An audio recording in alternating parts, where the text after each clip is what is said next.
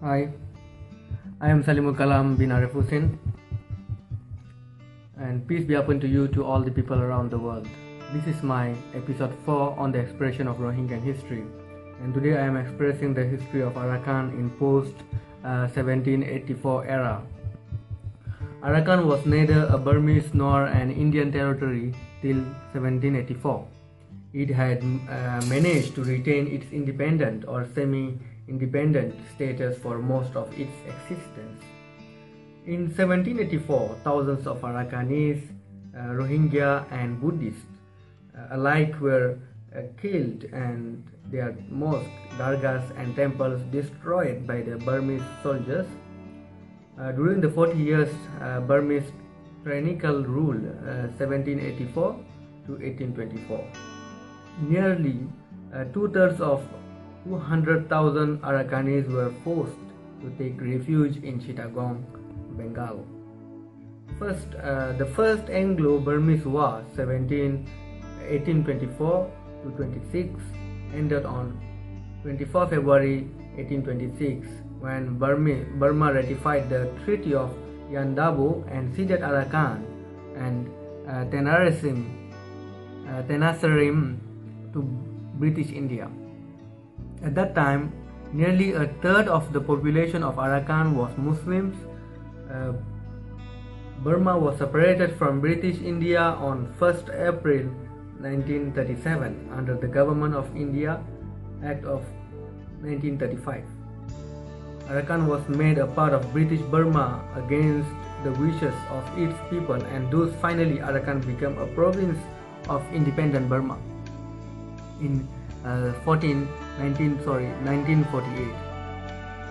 For centuries, the Rohingya Muslims coexisted relatively peacefully with the Arakan Buddhists. However, this changed around the Second World War, when communal riots erupted between the two ethnic groups at the instigation of third parties, most notably the British Raj.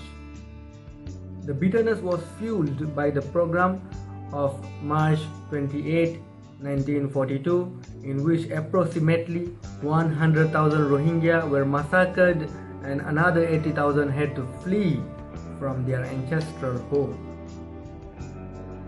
The 194 Rohingya villages were totally destroyed.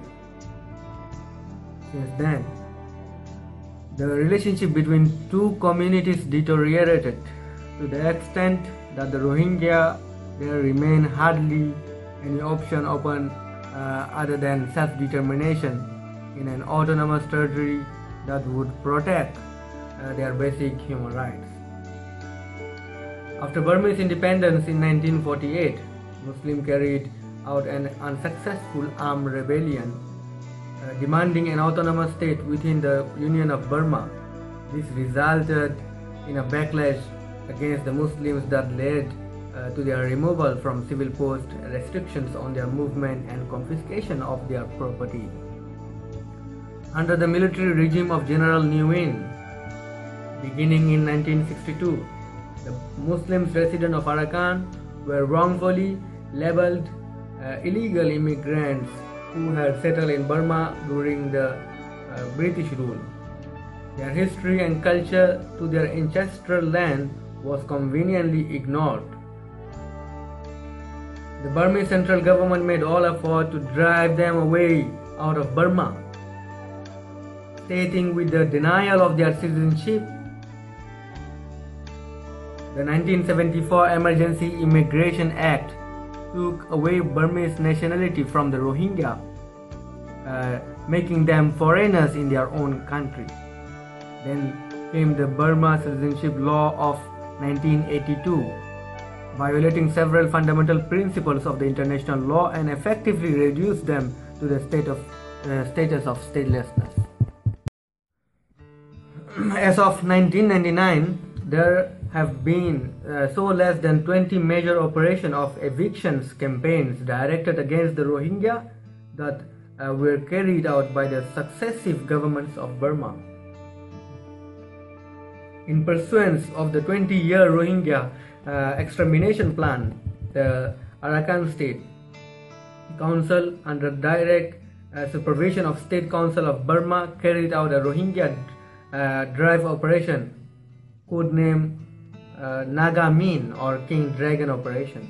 It was the largest, the most notorious, and probably the best documented operation of 1978. The operation started on 6th February 1978 from the biggest Muslim village of Sakipara in Aikya, which sent shock waves over the whole region within a short time.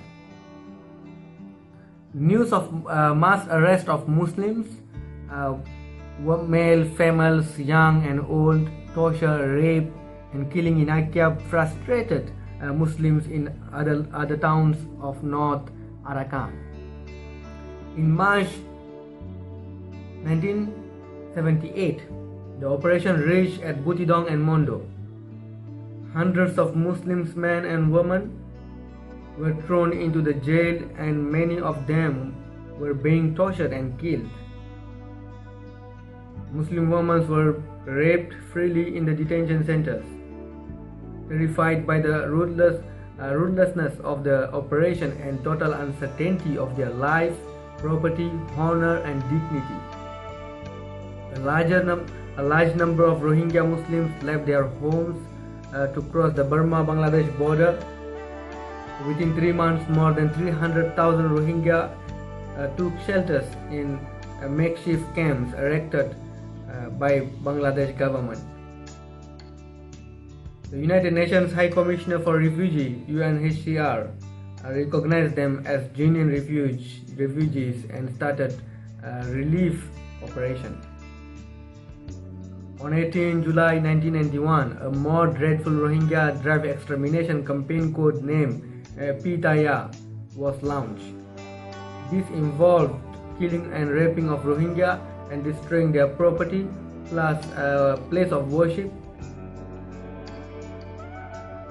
It forced Rohingya again to seek shelter in Bangladesh. In recent years, while some Rohingya have returned to Arakan as a result of Bangladesh-Myanmar bilateral agreement, still there are many who are afraid to return to their ancestral home. Due to the evidence divide and rule policy of the Myanmar government, the relationship between the Arakan and Rohingya have become increasingly strained without any mutual trust. The Arakans, as a matter of fact, have become Rohingya worst enemies, with very few exceptions that Rohingya wants to cleanse the Arakan of the Rohingya. Thank you very much to listen my this episode 4, and I hope all of you will wait for the episode 5. In the episode 5, I will stress about the current status of the Rohingya, and we can understand what is happening now till 2012. So thank you very much. I hope all of you will share about this with your friends and neighbors and everyone's colleagues, and thanks very much.